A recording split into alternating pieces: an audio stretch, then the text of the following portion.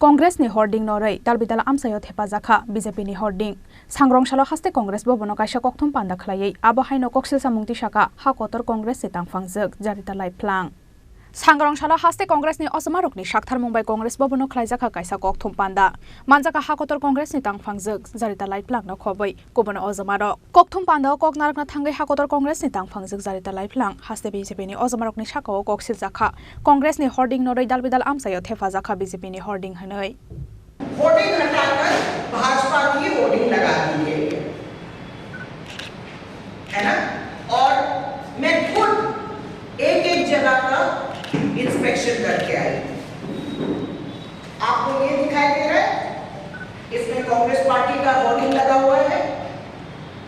आप दूसरे पेपर में देखिए, हर जगह में उन्होंने हटाकर बस एक ही भगवा रंग का होर्डिंग लगाया। मैं इलेक्शन कमीशन से पूछना चाहती हूँ कि क्या वो कोई एक्शन लेंगे? क्या विपक्षी दलों का भी हक है ये पूरे प्रदेश में क्या सिर्फ भगवा रंग का होर्डिंग्स लगेंगे, या फिर दूसरे भी जो हमारे विपक्ष के पार्टी है उनको भी हक है एडवर्टाइजमेंट करने का? इलेक्शन कमीशन का नारा क्या है? चुनाव का पर्व, देश का पर्व।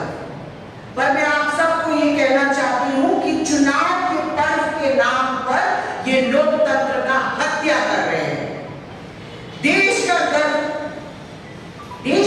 कहां से? पूरी दुनिया देख रही है किस तरीके से लोकसभा इलेक्शन इंडिया में चलाया जा रहा है। कल इतनी बड़ी मीटिंग हुई है और हमारे इलेक्शन कमिश्नर साहब बोलते हैं कि ये फर्स्ट टाइम इतनी बड़ी मीटिंग हुई है जहां पे सब चीफ सेक्रेटरीज, डीजीपीज, सब इम्पोर्टेंट लोग वहां पे बैठ के उन्होंने एक डिसीजन लिया किस तरीके से इस इलेक्शन को बेहतर बनाया जाए।